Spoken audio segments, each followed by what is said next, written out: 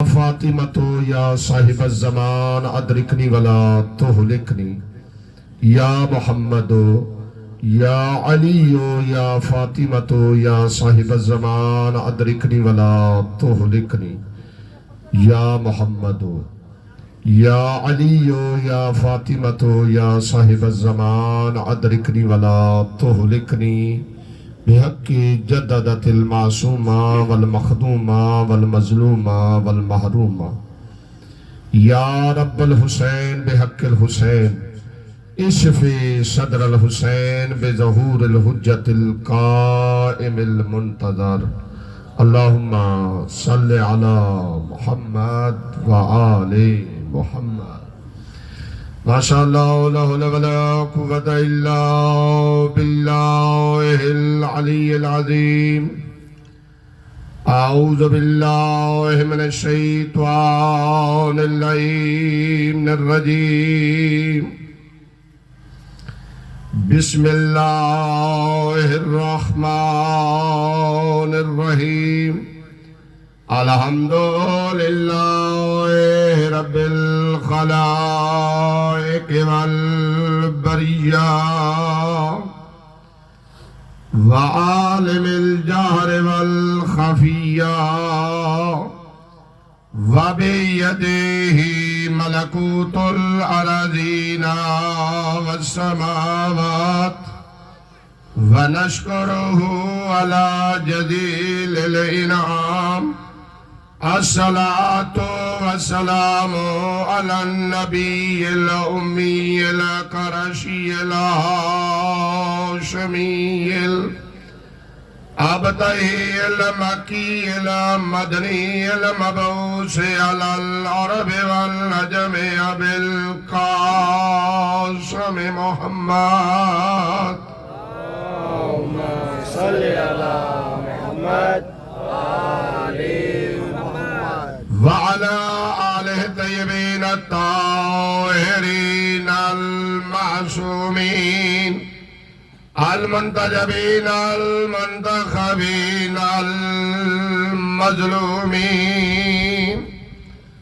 ولعنت اللہ علی اعدائہم اجمعین اما بعد فقد قال سبحانه وتعالى في كتابه المجيد بسم الله الرحمن الرحيم المال والبنون زينة حياة الدنيا صلوات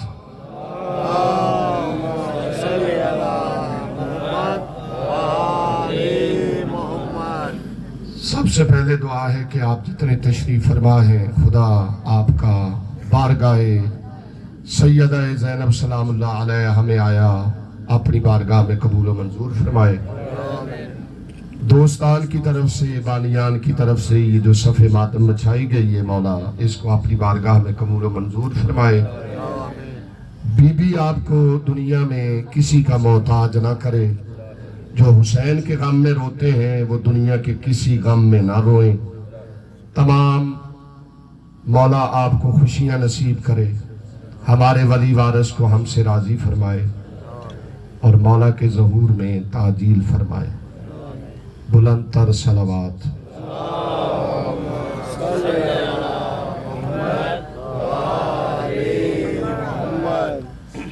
ناراض وراز ہیں کیا بابا ماشاءاللہ کافی افراد ہیں لیکن درود کی آواز نہیں ہے افراد کے اعتبار سے درود کی آواز نہیں ہے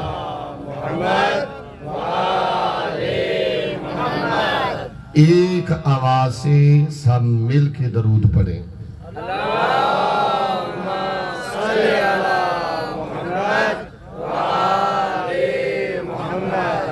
یہ جو بندہ یہاں پہ بیٹھا ہوتا ہے نا وہ ایک ایک بندے کو دیکھ رہا ہوتا ہے ابھی بھی بہت ساروں نے نہیں پڑھا آدھوں نے پڑھا ہے آدھے ابھی موڈ میں نہیں ہے کہ پڑھیں یا نہیں پڑھیں بابا یہ وہ عبادت ہے جس میں لا شریک بھی شریک ہے پھر بھی آپ شرما کے درود پڑھ رہے ہیں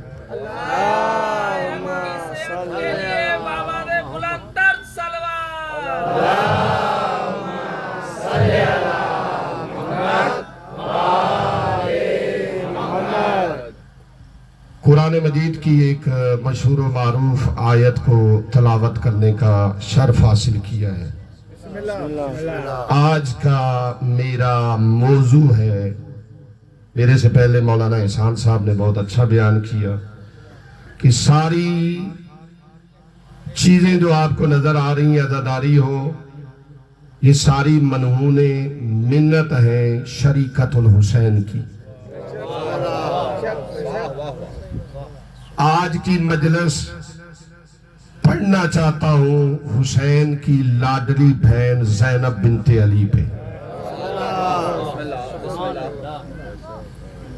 بی بی کو بیان کرنا چاہتا ہوں اور بی بی کے بھی وہ والے فضائل، ایک ہیں محمد و آل محمد کے وہ فضائل جس میں یہ سب شریک ہیں، جن کو بولتے ہیں مشترکہ فضائل۔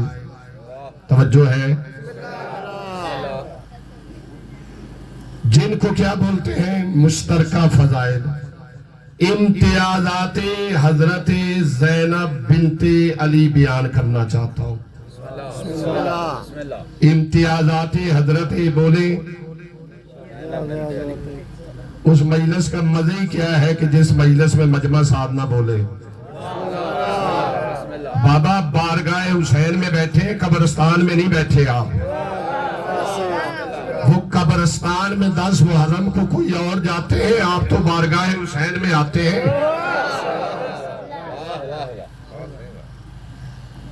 وہ قرآن پڑھنے کوئی اور جاتے ہیں، قرآن پڑھو، حسین کو قرآن پڑھ کے بخشو۔ میں تو اتنا ہی کہتا ہوں طالب علم ہونے کی حیثیت سے، بابا قرآن اس کو پڑھا کے بخشا جاتا ہے جو مرنے کے بعد قرآن نہ پڑھ سکے، جس کا سر نوکے نیزہ پہ قرآن پڑھتا رہا ہے، دھڑ کربلا میں قرآن۔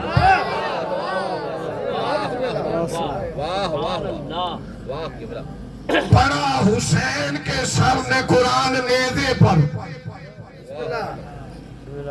2 مصرے ہیں شہید محسن نقوی کے، پڑھا حسین کے سر نے قرآن نیزے پر، پڑھا حسین کے سر نے قرآن نیزے پر۔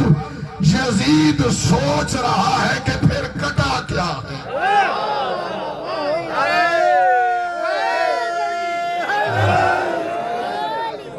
حسین کی زبان بند کرنا چاہتا تھا، اسی کو شہید محسن کہہ رہے ہیں کہ حسین کے قرآن نے جب سر نے نوکے نیزہ پہ قرآن پڑھا ہے نا، تو یزید بھی سوچ رہا تھا کہ پھر کٹا کیا ہے۔ میں نے حسین کا سر کاٹ تو لیا، لیکن نہ قرآن کو حسین سے جدا کر سکا، نہ حسین کو قرآن سے جدا کر سکا۔ کیسے حسین قرآن سے جدا ہو سکتا ہے اور قرآن حسین سے جدا ہو سکتا ہے؟ قرآن رسول کے دل پہ نازل ہوا ہے، حسین رسول کی گود میں نازل ہوا ہے۔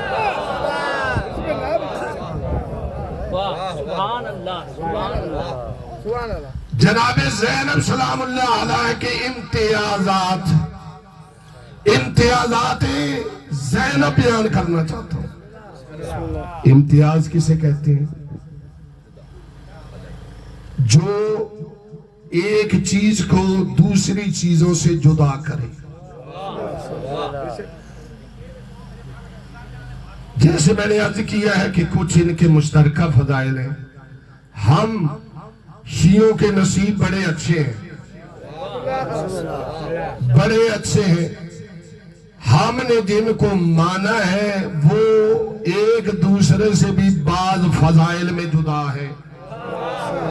ہم نے کسی ایسے کو پیر نہیں مانا کہ جو زبردستی رشتہ داریاں ثابت کر کے اپنے یہ تمہیں ہی زیادہ شوق ہے رشتہ داریاں ثابت کرنے کا۔ اس نے بیٹی دی ہے، ہم نے تو کبھی نہیں کہا کہ علی کی فاطمہ سے شادی ہوئی ہے تو علی علی بنا ہے۔ اللہ نے کہا ہے کہ اگر علی نہ ہوتے تو فاطمہ کا کوئی کوفی نہ ہوتا۔ علی اپنی فضیلت ثابت کرنے کے لیے کسی کا محتاج نہیں ہے. ظاہر ہے جن پیروں کو انہوں نے مانا ہے وہ بھی ساری زندگی یہی کرتے رہے. اے علی تمہیں 3 فضیلتیں ایسی ملی ہیں، اگر مجھے اس کا ایک حصہ بھی مل جاتا تو شاید میں دنیا و آخرت سے اس کو بہتر سمجھتا. یہ رشتہ داریاں زبردستی کی ثابت کرتے رہو. یاد رکھو کہ شیعوں کا مذہب رشتہ داریوں پہ نہیں چلتا، حق پہ چلتا ہے. اگر حق پہ ابو بکر کا بیٹا بھی ہو تو ہم اس کو اپنے سر پہ بٹھاتے ہیں، اور اگر حق پہ علی کا بیٹا بھی نہ ہو تو ہم اس کو قبول نہیں کرتے. توجہ ہے. امتیازات حضرت زینب. اگر بیدار ہو گئے تو اب شروع کرو آخری بندے تک. اگر بیدار ہے تو بیان کرو. امتیاز کا مطلب ہوتا ہے ایک کو دوسرے سے فضائل میں جدا کرنا. مقابلہ نہیں ہے، یہ اللہ نے ان کو فضائل ایسے دیے ہیں جیسے کچھ مشترکہ فضائل ہیں. انما یرید اللہ لیذھب عنکم رجس اہل البیت ویطہرکم تطہیرا. یہ جو آیت تطہیر ہے نا، یہ 5 تن پاک کی خاص اور باقی 14 کی مشترکہ عصمت کی دلیل ہے. مولا علی کی اتنی فضیلت ہے، یہ بی بی کی بھی اتنی فضیلت میں نازل ہوئی ہے، رسول کی بھی اتنی فضیلت بیان کرتی ہے، مولا حسن اور حسین کی بھی اتنی فضیلت بیان کرتی ہے آیت تطہیر. اس کو کہتے ہیں مشترکہ فضیلت. آیہ مودہ قل لا اسألکم علیہ اجرا الا المودۃ فی القربى.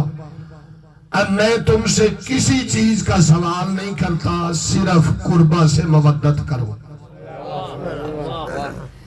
یہ مشترکہ فضیلت ہے محمد و آل محمد کی.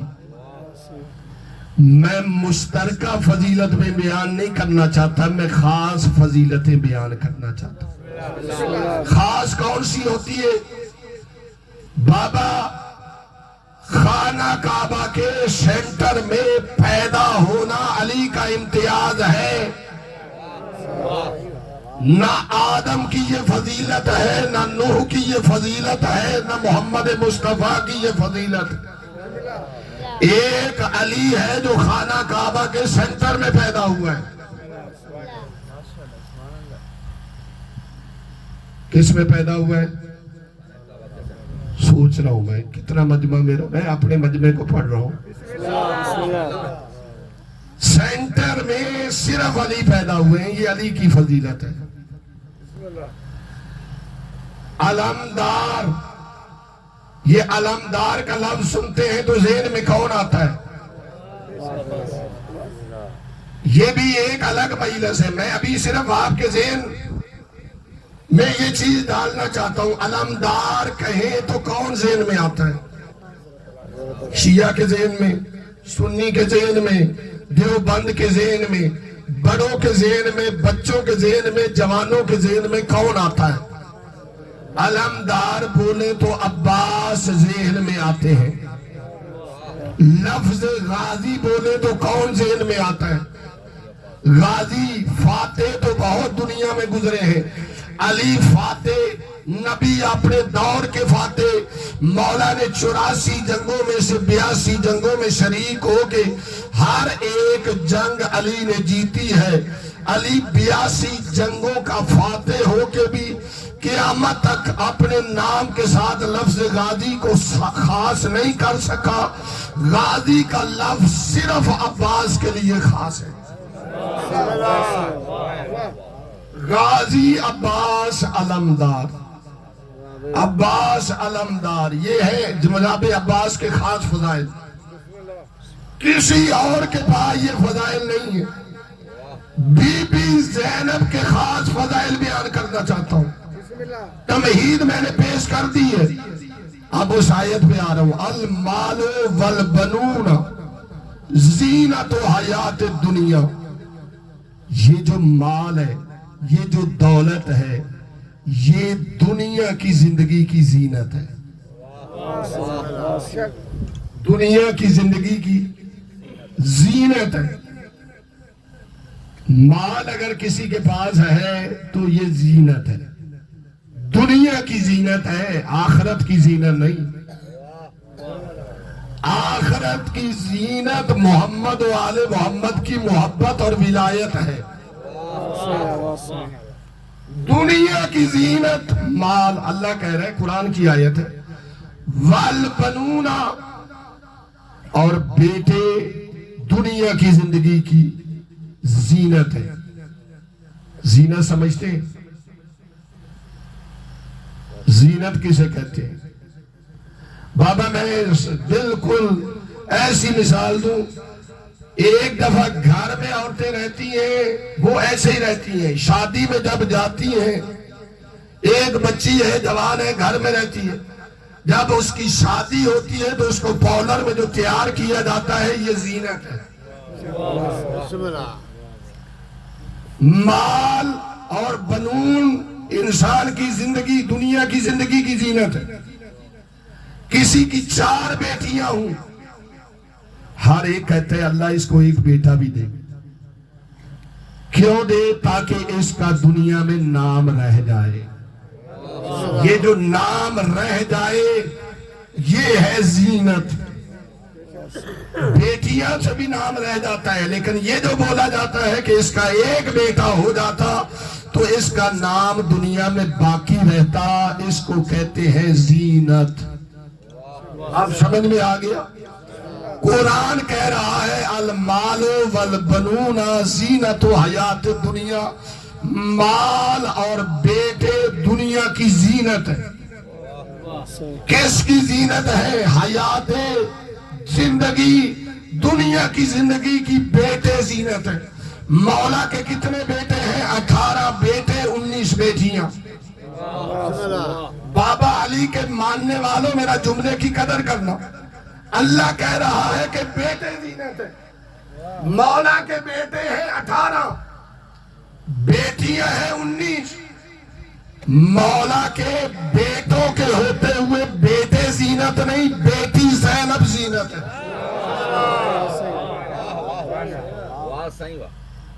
نعرے وارے پہ پابندی ہے.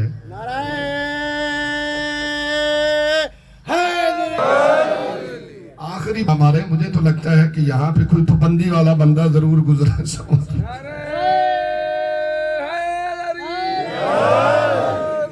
بابا مجلس کی رونق علی کا نام ہے. زینوا مجالسکم بذکر علی ابن ابی طالب. مجالس کو زینت دو علی کے ذکر کے ساتھ. جب تک مجلس میں علی علی نہ ہو تب تک مجلس زینت والی نہیں ہوتی. اور میں تو مجلس بھی علی کی زینت پہ پڑھ رہا ہوں. آگے بڑھنے سے پہلے ایک اور جملہ کہتا ہوں. پڑھا ہے نا زینو. مولوی صاحبان بیٹھے. بابا زینو کون سا باب ہے مولوی صاحب؟ باب تفعیل. از ینا بھی ہو سکتا ہے، از یا نو باب افعال. زینو باب تفعیل، دونوں کا معنی ایک ہی ہے. اپنی مجالس کو زینت دو علی کے ذکر کے ساتھ. ایک ہے باب تفعیل، ایک ہے باب افعال. دونوں کا معنی ایک ہی ہے. ظاہر ہے بندے نے 25 سال پہلے سرف پڑھی ہو تو بھول جاتا ہے. توجہ ہے؟ تو اس وجہ سے باب افعال اور تفعیل میں آپ بندہ مطلب نہیں سمجھ سکتا، مولوی صاحبان زیادہ سمجھ سکتے. بابا افعال کا مطلب از یانو کا مطلب بھی ہے علی کے ذکر کے ساتھ زینت دو اپنی مجالس کو. زینو کا مطلب بھی ہے اپنی مجالس کو زینت دو. یہ رسول نے زینو کا کیوں لیا ہے لفظ؟ از ینو بھی کہہ سکتے تھے، زینو کیوں کہا ہے؟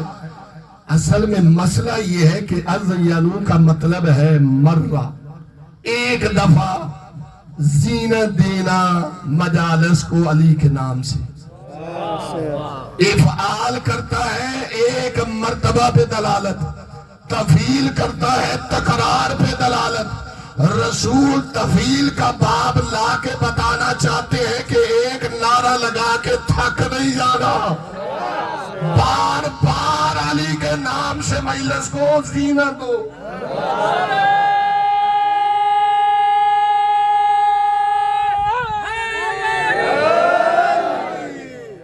پچھلے بندے ناراض بیٹھے ہیں، سلامت رہے، سلامت رہے، سلام پڑھ لیں بابا دے بلند۔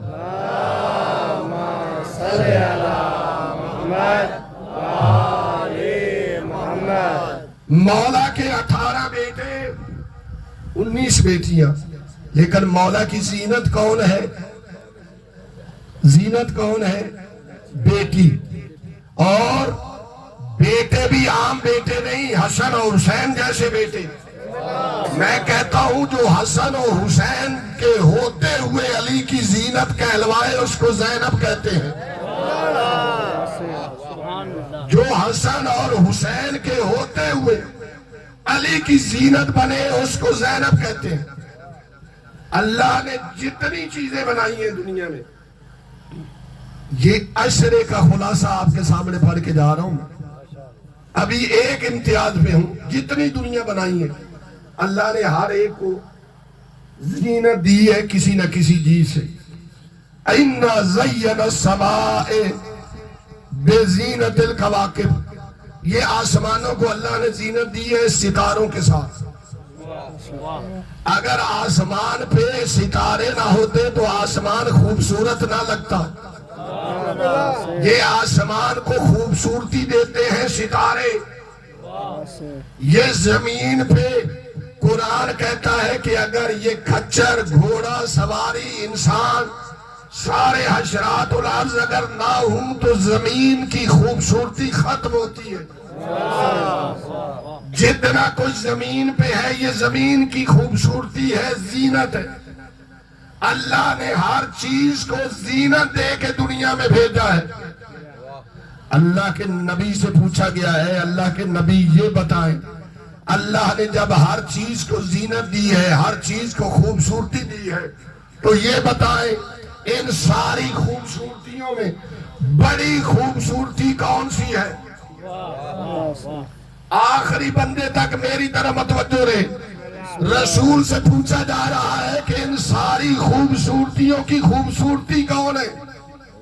رسول نے کہا ان ساری خوبصورتیوں کی خوبصورتی ہے انسان۔ انسانوں کی دو قسمیں ہیں، یا عورت یا مرد۔ اس صحابی نے پوچھا کہ یہ بتائے سب کی خوبصورتی انسان، انسان کی خوبصورتی کون؟ رسول نے کہا انسان کی خوبصورتی مرد۔ وہ آپ بھی ہیں میں بھی ہوں، دو جو مرد ہیں۔ اب مرد ہیں تو مسکرائیں تو صحیح۔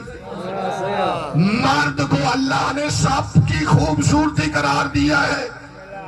صحابی نے فوراً کہا جب مرد سب کی خوبصورتی ہے تو ان مردوں کی خوبصورتی کون ہے؟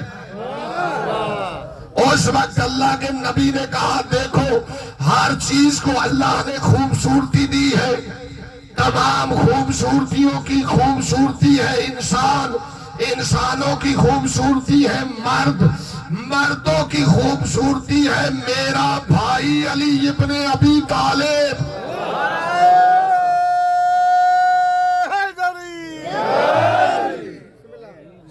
ہر چیز کی خوبصورتی، انسان، انسان کی خوبصورتی، مرد۔ اب آپ دیکھیں مردوں کی خوبصورتی ہے علی۔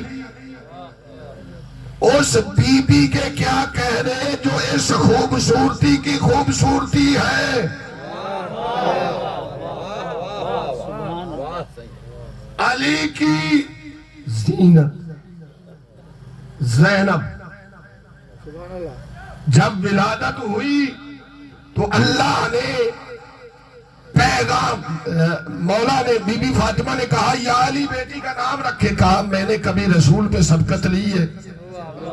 رسول مدینے سے باہر تھے، جب آئے کہا کہ بچی کا نام رکھا جائے۔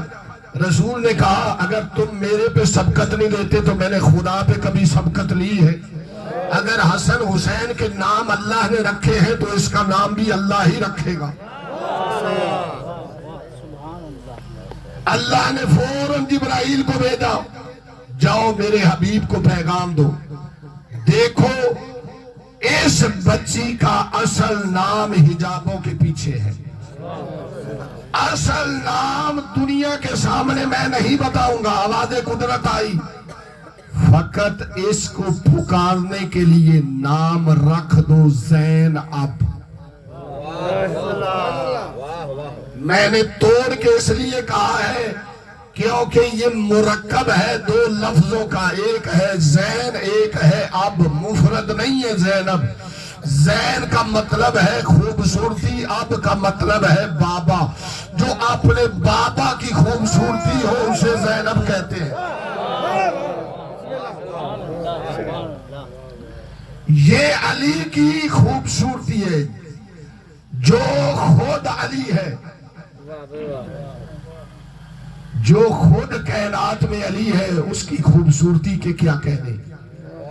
اسی وجہ سے ایک اہل سنت مورخ نے لکھا، وہ کہتا ہے کہ میں حیران ہو گیا کہ یہ بی بی پہ اتنے بڑے بڑے مصائب آئے، پہاڑ آئے، لیکن یہ کبھی بھی نہیں گھبرائی،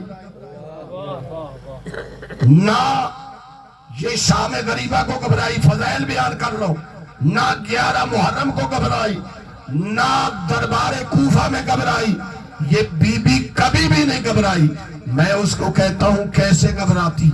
تاریخ اٹھا کے دیکھو، دعوت ذوالعشیرہ میں علی نہیں گھبرائے، بدر میں علی نہیں گھبرائے، تلواروں کے سائے میں سوئے ہیں علی نہیں گھبرائے، احد میں سب چھوڑ کے بھاگ گئے علی نہیں گھبرائے، خندق میں علی نہیں گھبرائے، خیبر میں علی نہیں گھبرائے۔ کوئی ایسا موقع دکھائے جہاں علی گھبرائے ہوں۔ جب علی نہیں گھبرائے تو پھر علی کی خوبصورتی کیسے گھبرائے؟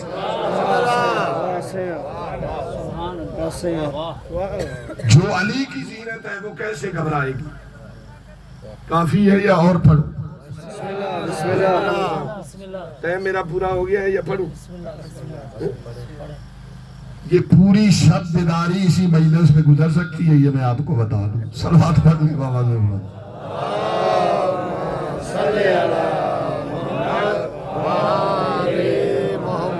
پہلا امتیاز بی بی ہے علی کی زینت، دوسرا امتیاز بطلہ کربلا، کربلا کی شیر دل خاتون۔ بطلہ کربلا کا مطلب ہے کربلا کی شیر دل خاتون۔ عزیزان گرامی، کیسے شیر دل نہ ہو جو شیر خدا کی زینت ہے۔ تیسرا امتیاز عقیلہ بنی ہاشم۔ کون؟ عقیلہ بنی ہاشم۔ ہاشمی وہ ہے جہاں پہ دیوانگی نہیں ہے، دیوانگی کہیں اور ہے۔ ہاشمی وہ ہے جن کے لیے امام شافعی بھی کہتا ہے اگر ان کے نام کسی دیوانے پاگل کے گلے میں ڈال دیے جائیں تو وہ دانا ہو جاتا ہے۔ جن کے ناموں کی یہ طاقت ہو کہ دیوانے اور پاگل کو دانا کر دیتے ہیں، اس خاندان میں دیوانگی نہیں آ سکتی۔ تو پاگلوں کا محلہ ہی کوئی اور ہے۔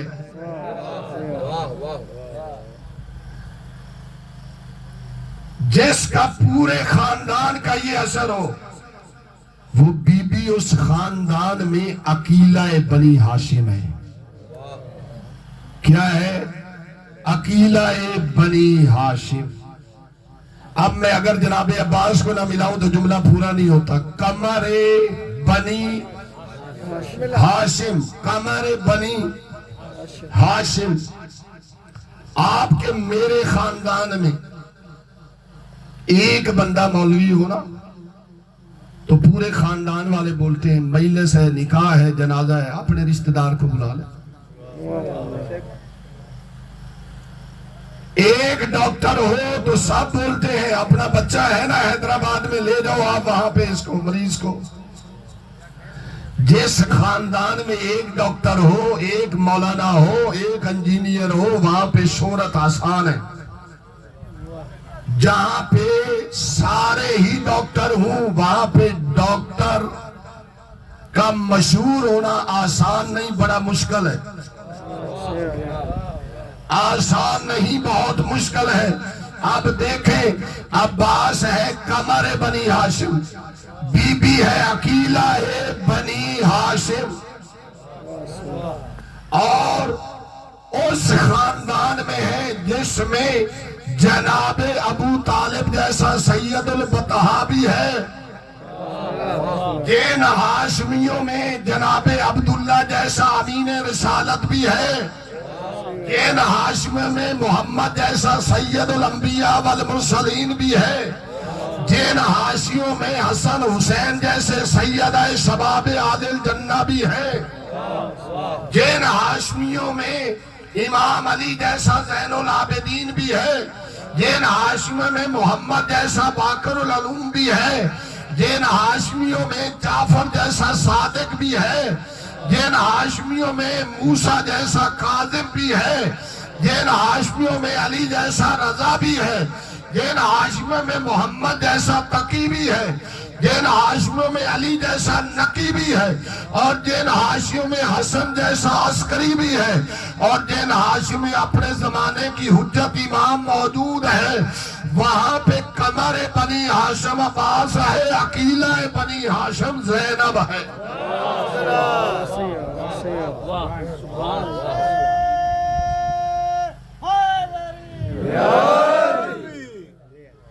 ایک ہوتا ہے عاقلہ، یہاں پہ عاقلہ بنی ہاشم نہیں ہے، عقیلہ بنی ہاشم ہے. میرے جملے کی قدر کرنا. ایک ہے عاقلہ، عاقلہ کا مطلب ہے عقل مند. عقیلہ کا معنی بھی ہے عقل مند. بنی ہاشم کی عقل مند خاتون. معصوم نے عاقلہ نہیں کہا، عقیلہ کہا ہے. بابا عاقلہ اسے کہتے ہیں مرنے کے بعد جس کی عقل ختم ہو جائے. عقیلہ اسے کہتے ہیں موت بھی اس کی عقل نہ لے سکے. عقیلہ بنی ہاشم. تھک گئے.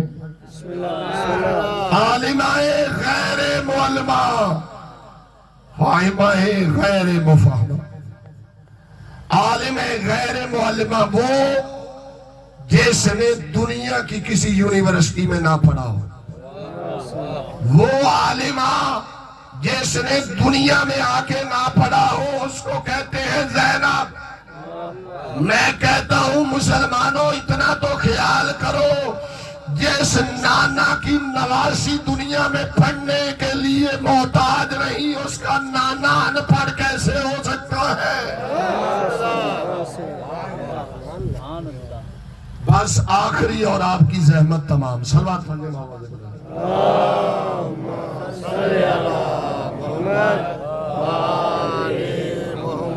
آخری بی بی کا امتیاز بیان کر کے آپ کی زحمت تمام کر لو. مولا کے کتنے بیٹے ہیں بتا چکا ہوں میں ابھی. 18 بیٹے 19 بیٹیاں.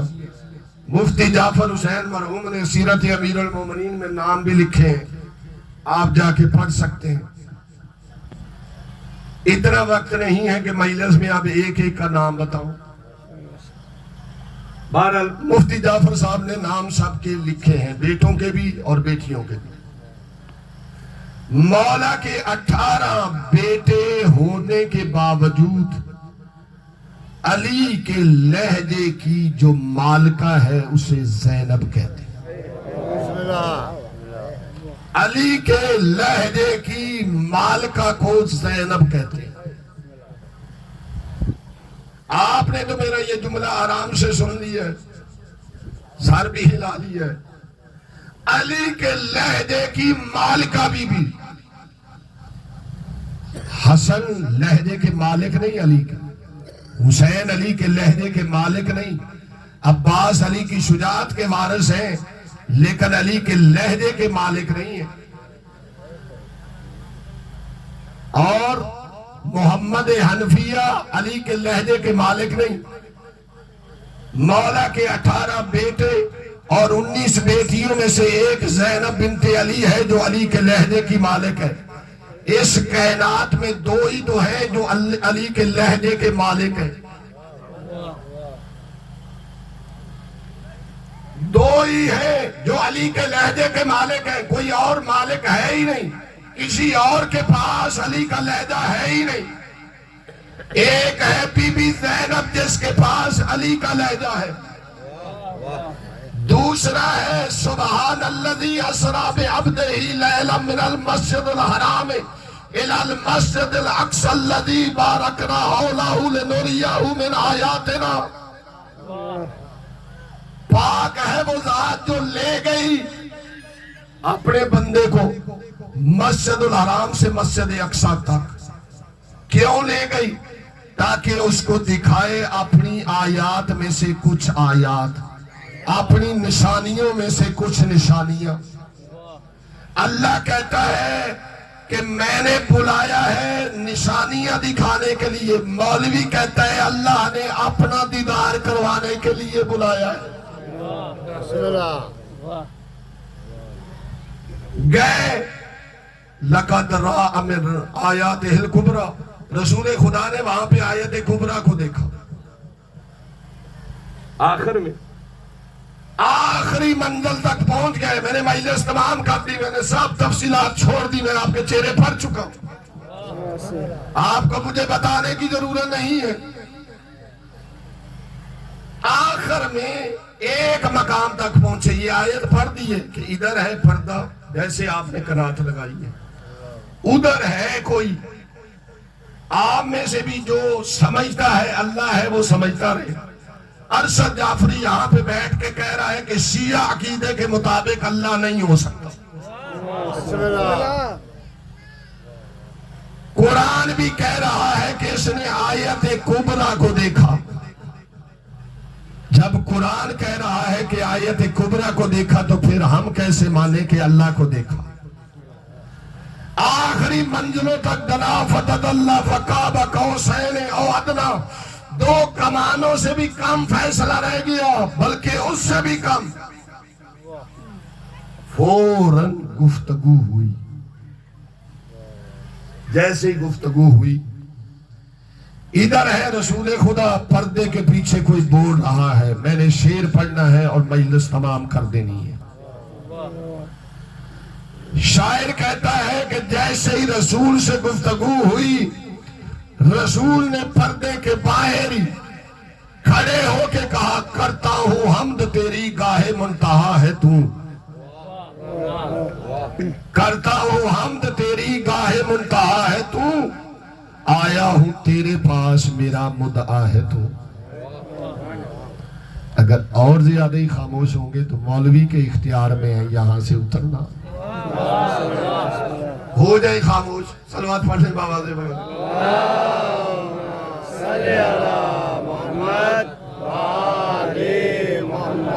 بابا۔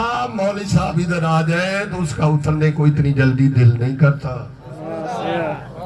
تو آپ کیوں ناراض بیٹھے ہیں؟ گرمی زیادہ ہے، مجھے لگتا ہے کراتے مناتے لگا کہ آپ نے گرمی زیادہ کر دی۔ صلوات پڑھ لیں بابا سے بلند۔ اللہم صلی علی محمد وآل محمد۔ ادھر پردے کے پیچھے سے آواز آئی، رسول نے کیا کہا؟ شاعر کہتا ہے کرتا ہوں حمد تیری گاہ منتہا ہے تو، کرتا ہوں حمد تیری گاہ منتہا ہے تو، آیا ہوں تیرے پاس میرا مدعا ہے تو۔ مدعا کا مطلب ہے میرا دعوت دینے والا ہے تو، بلانے والا ہے تو، میزبان ہے تو۔ آواز میں یہ کان فرق کر نہیں رہے، آواز میں یہ کان فرق کر نہیں رہے، بتا مجھے علی ہے یا علی کا خدا ہے تو؟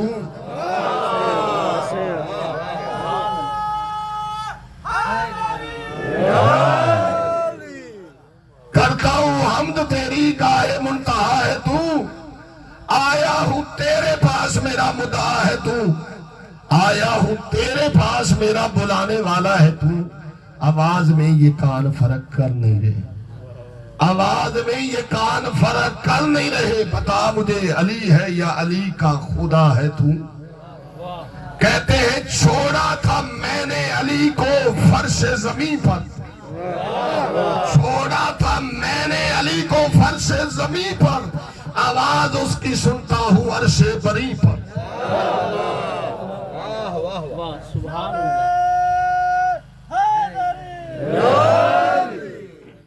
لہجہ علی کا اختیار کیا، بولا کون؟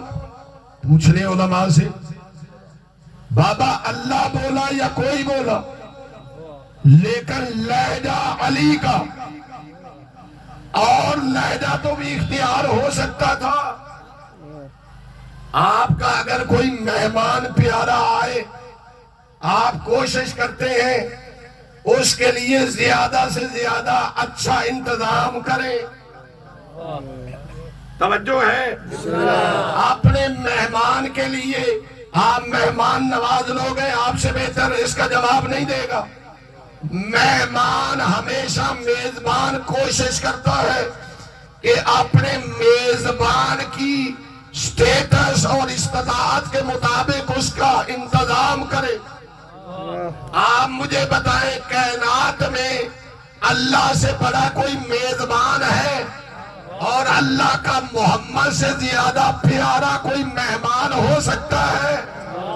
اس وجہ سے جہاں پہ دوسرے انتظام کیے، اللہ نے لہجہ بھی وہ اختیار کیا جو اللہ کو بھی پسند تھا، محمد کو بھی پسند تھا،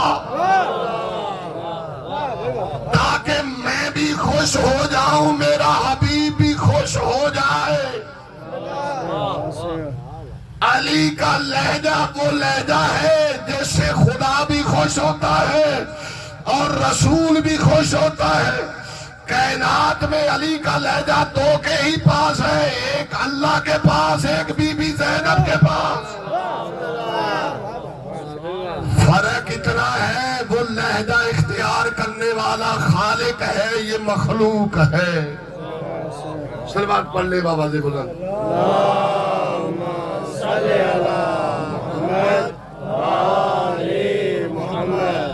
اور یہ لہجہ بھی بی بی نے شام میں اپنے بابا کے لہجے میں خطبہ دیا ہے۔ ایک صحابی بیٹھا ہوا تھا، اس نے کہا لوگوں کیا علی دنیا میں آ گئے ہیں؟ علی کا کوئی بیٹا آیا ہے؟ کہا شکر کر تیری آنکھیں نہیں ہیں۔ علی کی بیٹی دربار میں کھڑی ہے، جیسے میری آقا زادی نے خطبہ دیا، حسینیت زندہ باد کے نعرے لگے، بی بی نے تعارف کروایا اپنے خاندان کا، لوگوں کو پتا چلا یہ تو باغی نہیں، رسول کی بیٹی کا بیٹا مارا گیا ہے۔ اس وقت بی بی نے کہا بابا یا علی، یہ شام باپ بیٹا سے فتح نہیں ہوئی، آپ کی بیٹی نے ایک خطبے سے فتح کر لی ہے۔ پرانے واعظین پڑھتے تھے کہ ایک طرف سے آواز آئی زینب میں نجم میں نہیں، میں شام آ چکا ہوں، میں تیرے برابر میں کھڑا ہوں، بیٹی مجھے بتا کیا تو میری وہی زینب ہے جو 19 رمضان کو میرے سامنے قرآن نہیں پڑھ سکی تھی؟ اس جگہ کھڑی ہے جس جگہ کھڑے ہونے کے لائق نہیں تھی۔ کافی دیر کھڑا رہنے کے بعد میں نے سارا دربار یزید کا مصائب چھوڑ دیا، کیونکہ مجھے ایک منزل تک پہنچنا ہے، زیادہ آپ کو زحمت بھی نہیں دینی۔ آخر میں جب سب واقعات ہو چکے، اس کے سامنے ناموں کی لسٹ پڑھی جا چکی، آپ جیسے اگر عزادار بھی میرے یہ جملے نہیں سمجھیں گے تو پھر کون سمجھے گا؟ اگر رونا آئے تو غریب بن کے رونا ہے، امیر بن کے نہیں رونا۔ نام پڑھ کے بتائے گئے کہ یہ مارے گئے ہیں کربلا میں، اس ملعون کو نام پڑھ کے بتائے گئے، قیدیوں کے نام بتائے گئے۔ آخر میں بی بی کا نام جب آیا، اس نے کہا یہ زینب بنت علی ابھی زندہ ہے، اس کو تو مر جانا چاہیے تھا، جس کا عباس جیسا بھائی مارا جائے وہ زندہ نہیں رہتی۔ یہ بھی ایک مصائب ہے کہ بڑی مشکل سے فضہ کو ہٹایا گیا۔ فضہ نے تازیانے کھائے، بی بی زینب نے کہا اماں پیچھے ہٹ جا، کہا زینب آہستہ بول آگے، شرابی شراب پی رہے ہیں، آج کے دن کے لیے تو رسول سے میں نے زندگی مانگی تھی۔ آخر میں حبشیوں نے تازیانے رکوائے، انہوں نے کہا یزید یہ کوئی بے وارث نہیں جس کو تازیانے مارے جا رہے ہیں۔ رونے والوں، جیسے ہی حبشی غلاموں نے تلوہ تازیانہ رکوایا اور کہا یہ بے وارث نہیں، بی بی زینب کا رخ مدینے کی طرف پھر گیا، کہا نانا تیرے گھر کی کنیزوں کے وارث آ گئے، تیری بیٹیوں کا کوئی وارث نہیں۔ غریب بن کے روئے، امیر بن کے نہ روئے، ماتم کرنے کو جی چاہے تو ماتم کرے۔ رونے والوں، فضہ کو ہٹایا گیا۔ آخر میں یہ مخاطب ہوا، کہا آپ ہیں زینب بنت علی؟ کہا بالکل میں ہوں۔ اس نے ایک ایک دوبارہ مقتولوں کا نام لیا، کہا بی بی یہ بتائیں، اے علی کی بیٹی یہ بتائیں حسین سے آپ کا کیا رشتہ تھا؟ کہا میرا بھائی تھا، میں اس کو سجدے میں ذبح کروا کے آئی ہوں، میں 70 قدم پہ کھڑی تھی، بیٹی 7ویں قدم پہ کھڑی تھی، میں منتیں کرتی رہی ہوں لیکن کسی نے میری منت نہیں سنی۔ اس کے بعد کہتا ہے عباس تیرا کیا لگتا تھا؟ کہا عباس میرا بھائی تھا، میرا مان بھائی، میرا آسرا بھائی، جس کے آسرے پہ میں نے مدینہ چھوڑا تھا۔ کہا علی اکبر سے تیرا کیا رشتہ تھا؟ بی بی کہتی ہے میرے بھیا حسین کا بیٹا تھا، میرے نانا کی شکل والا تھا، پالا میں نے ہے۔ کہا قاسم تیرا کیا لگتا تھا؟ کہا میرے بھیا حسن کی نشانی تھی۔ رونے والوں، اس کے بعد کہتا ہے علی اصغر تیرا کیا لگتا تھا؟ کہا میرے بھیا کا 6 مہینے کا تھا۔ اس کے بعد کہتا ہے بتا اور محمد تیرے کیا لگتے تھے؟ کہا بیٹے میرے تھے، میں نے بھیا پہ صدقہ کر دیے تھے۔ آپ کی اپنی مرضی ہے۔ جیسے ہی اس نے سن لیا کہ اس بی بی کے بھائی بھی مارے گئے ہیں، اس بی بی کے بھتیجے بھی مارے گئے ہیں، بھانجے بھی مارے گئے ہیں، بیٹے بھی مارے گئے ہیں، بھرے ہوئے دربار میں کہتا ہے اے علی کی بیٹی جب تیرے بھائی بھی مارے گئے ہیں، تیرے بھتیجے بھی مارے گئے، تیرے بھانجے بھی مارے گئے، مجھے بتا تمہیں سب سے زیادہ تکلیف کہاں پہ ہوئی ہے؟ یہ بتا مجھے سب سے زیادہ مصیبت کہاں پہ ہوئی ہے؟ اس وقت بی بی رو کر کہتی ہے ظالم میرے پہ ایک سے بعد ایک ایسی مصیبت آئی ہے کہ ایک مصیبت آتی تھی دوسری بھول جاتی تھی۔ کہا اب پھر بھی اگر میرے سے سچ پوچھتا ہے تو میرے لیے 28 رجب کو مدینہ چھوڑنے سے بھی زیادہ، 8 ذی الحج کو حج کو عمرے میں تبدیل کرنے سے بھی زیادہ، 2 محرم کو کربلا پہنچنے سے بھی زیادہ، اگر پھر بھی پوچھنا چاہتا ہے تو 7ویں کے پانی بند ہونے سے بھی زیادہ، شب عاشور سے بھی زیادہ، علی اصغر کی موت سے بھی زیادہ، عباس کے بازو قلم ہونے سے بھی زیادہ، قاسم کے ٹکڑوں سے بھی زیادہ، علی اکبر کی جوانی کی موت سے بھی زیادہ، اپنے بچوں کی شہادت سے بھی زیادہ، بھیا حسین کی شہادت سے بھی زیادہ، 11 محرم کو رسیاں پہننے بھی سے بھی زیادہ۔ آپ کی اپنی مرضی ہے۔ بی بی اپنے مسائل بیان کر رہی ہے.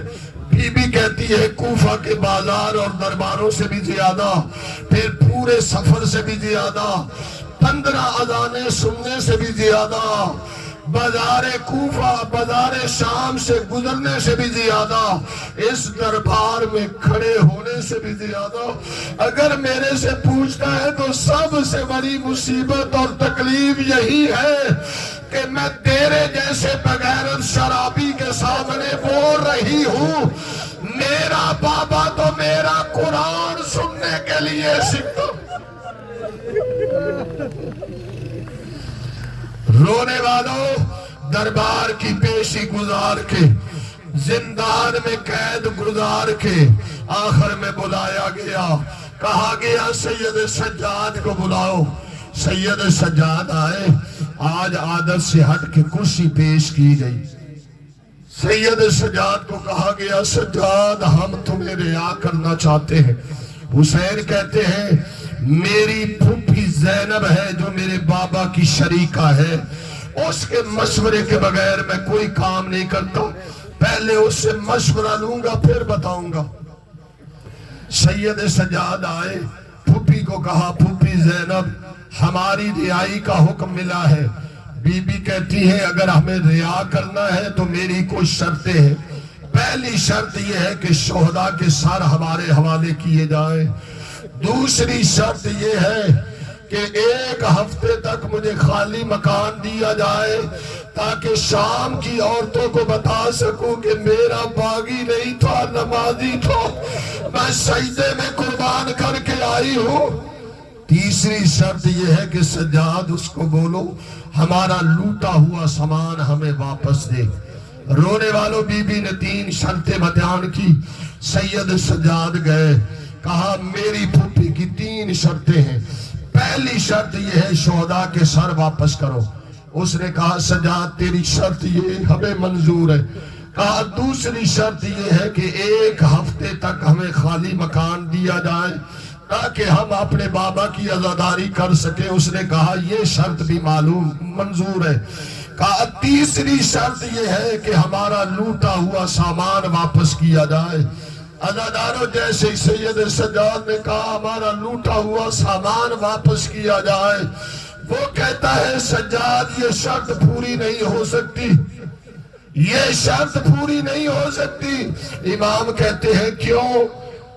اس وقت وہ ظالم کہتا ہے سجاد 1 جگہ کے لوٹنے والے ہوتے تو میں بھی تمہیں واپس دیتا. کوئی کسی کریے کا ہے، کوئی کسی گوٹ کا ہے، کوئی کسی علاقے کا ہے، مجھے کیا معلوم کس نے کیا لوٹا ہے اور لوٹ کے کہاں گیا ہے. اس کے بعد ایک اس نے قیامت کے جملہ کہا جو سید سجاد کی آنکھوں سے بھی خون زیادہ ہو گیا. اس نے کہا سجاد لوٹا ہوا مال نہیں لے، اس کے بدلے میں تمہیں پیسے دے دیتا ہوں، اس بدلے میں دولت لے لے. سید سجاد کرسی سے کھڑے ہو گئے. کہا ظالم کیسی باتیں کرتا ہے تو میری دادی زہرا کی چادر کی کیا قیمت دے گا؟ رونے والوں شرطیں منظور کی گئی. خالی مکان ملا. سر آتے رہے. بیویاں ماتم کرتی رہی. عباس کے سر پہ ماتم ہوا، حسین کا سر آیا اس پہ ماتم ہوا. 2 ایسے سر آئے جس کے لیے کوئی کھڑا نہیں ہوا. شام کی خاتون نے پوچھا بیویوں بتاؤ ان بچوں کا کوئی وارث نہیں؟ بتایا گیا ان کی ماں بیٹھی ہے. کہا پھر روتی کیوں نہیں؟ کہا ہم جس کو صدقہ کر دیں اس کو یاد نہیں کرتے. میں نے ان دونوں کو اپنے بھیا پہ صدقہ کر دیا تھا. رونے والوں عزاداری کر کے سید سجاد 20 صفر کو 40 کے دن کربلا پہنچے. ہر ایک بی بی اپنے اپنے وارث کی قبر پہ گئی. جناب زینب نے سید سجاد کو بلایا امام حسین کی قبر پہ. امام سجاد کا ہاتھ رکھ کے کہا بھیا اپنی امانت سنبھال لے. میں تیرا سجاد شام سے بچا کے لے آئی ہوں. مجھے بھلے گردن پہ گردن رکھنی پڑی ہے, میں نے تیرا سجاد بچا لائی ہوں. رونے والوں اس کے بعد حضرت سجاد کہاں گئے؟ مولا عباس کی قبر پہ. جو ماتم کرنا چاہتا ہے وہ میرے جملے ضرور سنے. سید سجاد چچا کی قبر پہ گئے, چچا کو سلام کیا, کہا میرا 3 دن کا بھوکا پیاسا شہید ہونے والا چچا, بغیر بازوؤں کے گھوڑے سے گرنے والا چچا, میری پھوپھیوں کا مان چچا, میری پھوپھیوں کا پردہ چچا, بغیر بازوؤں کے گھوڑے سے گرنا آسان ہے, لیکن ماؤں بہنوں کو بغیر چادروں کے بازاروں درباروں میں لے کے جانا بہت مشکل ہے. اس کے بعد سید سجاد نے دونوں ہاتھ قبر پہ رکھے, رو کر کہتے چچا عباس ایک دفعہ قبر سے باہر آئے, ایک دفعہ قبر سے باہر آئے. 12 مذکورات بچا کے لایا ہوں, پہچان کے بتا تیری بہن زینب کون سی ہے, تیری بہن ام کلثوم کون سی ہے. رونے والوں سب نے ماتم کر لیا. یہ قافلہ تیار ہوا مدینہ جانے کے لیے. ایسے میں سید سجاد کی چیخیں نکل گئی, رو پڑے, کہا اماں زینب میری ماں رباب جانے کے لیے تیار نہیں ہے. بڑی جلدی آئی جناب زینب. کہا بھابی آپ یہاں کہاں رہیں گی؟ کہا اللہ نے مجھے 2 نشانیاں دی تھی, ایک علی اصغر, ایک سکینہ. سکینہ شام کے زندان میں رہ گئی, اصغر کربلا میں ہے. میں ان کے بغیر مدینے جا کے کیا کروں گی؟ اس وقت جناب زینب نے اور سید سجاد نے اٹھا کے کہا جنگل میں تمہیں اکیلا نہیں چھوڑ سکتے. رونے والوں بی بی نے جاتے ہوئے وعدہ کیا, حسین تیری لاش کو بھی دھوپ میں دیکھا تھا, تیری قبر کو بھی دھوپ میں دیکھ کے جا رہی ہوں. جب تک زندہ رہوں گی نہ ٹھنڈا پانی پیوں گی, نہ سائے میں بیٹھوں گی. جب مدینے آئی کبھی سائے میں نہیں بیٹھی, بارش آئے طوفان آئے. علی اصغر کی ماں 2 قبریں بنا کے بیٹھا رہتی تھی. آخر میں جب سر آیا حرملہ کا, سید سجاد گئے, پھر بھی نہیں مانی. آخر میں بی بی زینب کو بلایا گیا. ایک طرف سے میرا آخری جملہ سید سجاد نے پکڑا, ایک طرف سے بی بی زینب نے پکڑا, لے کے چلے. آدھا جسم سائے میں تھا, آدھا دھوپ میں تھا. گری منہ کے بال دھوپ پہ روح پرواز کر گئی. ہونٹ ہلے, سجاد نے کان لگائے. میرا دل کہتا ہے یہی کہہ رہی ہوں گی سجاد بیٹا, میری قبر دھوپ میں بنانا, سائے میں نہ بنانا. اللہ لعنت اللہ علیہ بات میں یا حسین